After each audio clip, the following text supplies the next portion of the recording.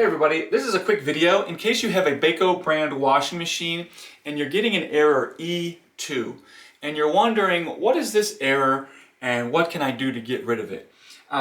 So first of all, what is the error? So the error is a heating error.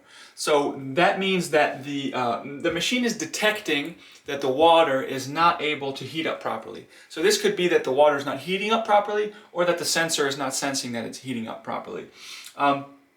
So first the bad news. The bad news is there's not an easy fix to this because this is not localized to one thing that you can go check. You might need to call a technician for it, but there are a couple workarounds.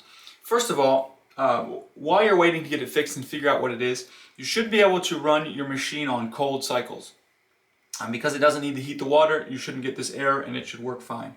The second thing that I would recommend that you do is that because this is an electronics error, it's always a good idea before you call anybody, just like with your computer that's acting up, sometimes just a hard restart will get things working again. So to do a hard restart on your machine, all you need to do is turn it off, unplug it from the wall, or turn it off at the circuit and leave it unplugged for 30 seconds to a minute. Once that's up, you can restore power, turn it back on, run a cycle, and see if that doesn't clear out the error. Well, it will clear out the error. We'll see if it doesn't come back. Anyways, hope this helped. Thanks a lot for watching. Have a great day.